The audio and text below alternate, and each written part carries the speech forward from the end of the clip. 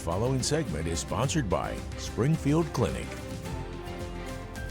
Joining us this Wellness Wednesday is Dr. John Belz of Springfield Clinic Pediatrics. And today we're talking about school tips for staying healthy. John, it's that time of the year again. And as everyone's back in school and now as the weather's starting to turn, what are some great tips you can give for parents to keep the kids safe during cold and flu season? Yeah, so the most important thing is going to be prevention. Obviously, when people get viruses, you kind of have to let the symptoms run their course. So the best way is to try and not get it. And the main thing is going to be hand hygiene. So that's going to be washing hands. When you get home from school, washing hands before dinner. The ways that viruses are spread is through respiratory and contact droplets.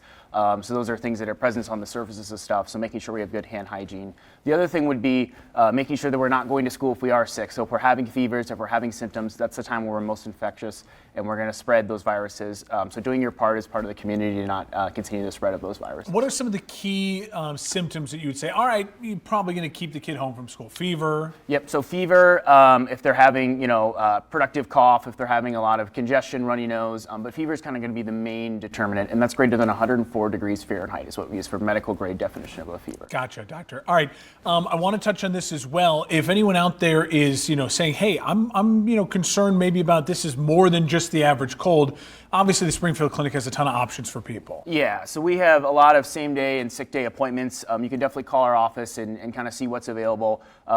When you get a virus, it can eventually turn into a bacterial infection, and that's something we would treat with the antibiotics. Obviously, antibiotics wouldn't help treat if it's a virus, so sometimes you do need to be seen in office to kind of get that examination to say, hey, I think it's time for the symptoms to run their course, or hey, I think this is kind of turning into something that's a secondary bacterial infection. That's something that would benefit from a course of antibiotics. Yeah, and a lot of parents, I think they think, oh, my kid's sick, I want to go get medicine for the kid. But sometimes it's as simple as hot soup, stay home, and drink plenty of fluids, right? Yeah, exactly. There's a lot of kind of symptomatic care that you do, especially when you have kind of those mild cold type symptoms where it's just kind of runny nose, low grade fevers and stuff like that, where you have to let the body's immune system kind of fight off. And like you said, there's kind of those home tricks at home. Like you said, a spoonful of honey if you're older than a year of age is good for cough is another one too. Oh, okay. So there's a lot of different things that maybe your parents kind of helped you with when you were a young kid that sometimes those are the best thing, is just supporting the body the best you can. All right, Dr. Belz, before we let you go, if anyone out there is watching and they want to schedule an appointment, learn more about all these tips and tricks, or just contact a doctor at Springfield Clinic, where can they go? Yeah, so we have our new building out on the west side of Springfield. That's where all of our pediatric providers are located. There's a couple fish tanks, there's a slide, there's a lot of things for kids. That's where kind of all of our doctors and practitioners are located. And we have a lot of same day and sick day availability. So if you call this kind of upcoming kind of flu and cold season, we definitely should be able to get you in if you're wanting to be seen. Dr. Belz with the Springfield Clinic, thanks for joining us here on this Wellness Wednesday.